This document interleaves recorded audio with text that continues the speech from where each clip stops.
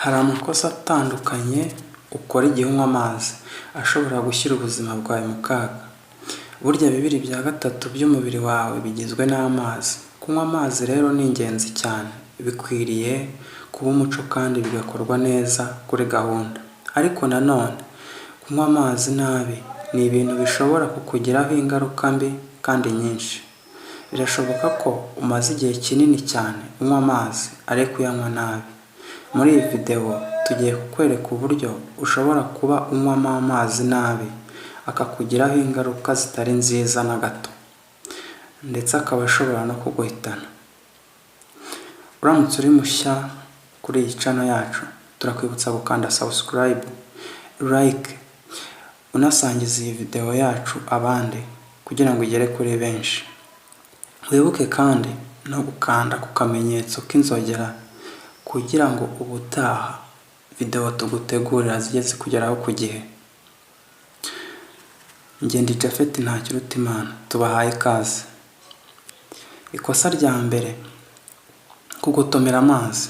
Ese nawe byakubayeho kuva muri siporo cyangwa ahantu runaka ukumva urananiwe, icyo ushaka ari amazi menshi, wayageraho ukayafata ukagotomera ikirahure cya mbere, icya kabiri, icupa ryose cyangwa litiro yose? Nubwo kugotomera amazi gutya bikundwa na benshi, ni amakosa akomeye cyane ku mubiri wawe. Umushakashatsi witwa Dr. Leonard Smith mu bushakashatsi bwe agira abantu inama yo kunywa amazi hagati ya mililitiro 60 kugera kuri 90 ku ngunga imwe. Ikindi nanone cyakubaho iyo ugotomera amazi vuba vuba, ntabwo umubiri wawe ubona igihe gihagije cyo kuyakira no kuyakoresha. Ibintu rero bishobora kugira uruhare mu mikorere mibi y'urwungano ngogozi rwawe cyangwa se appareil digestif. Ikindi kandi bigabanya igipimo cy'amacandwe mu kanwa kawe, dore yuko bigira uruhare mu gutuma yose yirukankira mu nda cyangwa mu gifu. Ikindi wamenya nuko kunywa amazi menshi bishobora gutuma aba menshi mu mubiri wawe. Ibi nabyo bishobora gutuma sodium iri mu mubiri wawe ishonga. Ibi bikaba byatuma unatakaza ubuzima. Ibyiza rero ni ukuyanywa mu gihe kirekire, ariko ukajya uyanywa ari make make. Ikosa rya kabiri: kunywa amazi ako kanya ukimara kurya. Abantu benshi usanga banezezwa no kunywa amazi bakimara kurya, gusa si umuco mwiza ukwiye kukuranga mu buzima bwawe. Burya wese unywa amazi aragenda akivanga n'ibiryo cyangwa ibyo kurya wariye, ariko ibi si cyo kibazo gikomeye cyane, ahubwo amazi aragenda agafungura acide yo mu gifu. Ibi bituma igifu kitabasha gusya neza ibyo wariye. Igihe ukeneye kunywa amazi umaze kurya, fataho iminota hagati ya 30 n'isaha. Naho mbere yo kurya, fata amazi make mbereho iminota 40. Iyo niyo nama nziza mu gihe ushaka ko ufata amazi kandi ugiye kurya cyangwa se nyuma yo kurya. Ikosa rya gatatu abantu benshi bakunze gukora: kunywa amazi menshi akonje cyane. Benshi bakunda kugotomera amazi akonje cyane.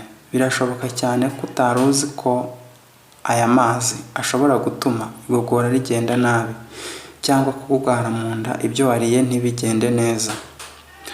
Bishobora gutuma kandi ibyo wariye bihinduka ikinure, kugira ibibazo byo mu mihogo, kugira ibibazo by'umutima uterera hasi cyane. Ibi byose biterwa ahanini nuko ubwonko buba buri guhangana cyangwa kugerageza guhangana n'ubukonje, kugarura umubiri kuri temperature yagenwe nziza. Niyo mpamvu burya mbere yo kunywa amazi yatereka ahantu hasanzwe, abanza afata ubushyuhe busanzwe, si ngombwa kuyashyushya. Ku mwanya wa kane, ikosa nanone kandi abantu bakunze gukora, kunywa amazi ugenda cyangwa wiruka. Hari benshi batekereza yuko amazi wagakwiye kuyaha igihe gitoya cyane. Ushobora kuyanywa wibereye mu nzira cyangwa uri muri siporo, ukagotomera ukongera ukiruka. Ibyo ngibyo ariko ni amakosa mabi, kuko bidatuma umubiri uyakira neza ngo ubone igihe cyo kuyakoresha icyo uyanywereye, kuko amenshi ahita asohoka mu mubiri muri ako kanya. Ikindi kandi ibi bizatuma ugira ibibazo bya indigestion, kugugara. Burya usibye amaburakindi, ni byiza iyo ugiye kunywa amazi, iminota 5 irahagije ukicara hasi ukayasoma. Ku mwanya wa gatanu turahasanga kwibagirwa kunywa amazi ukibyuka.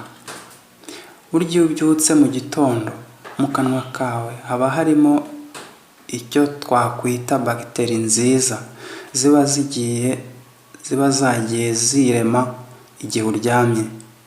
Izi rero ziba zikeneye mu mubiri wawe muri rusange, kandi ari ingenzi uramutse uzimize. Uburyo bwiza bwo kubikora ni ubuhe?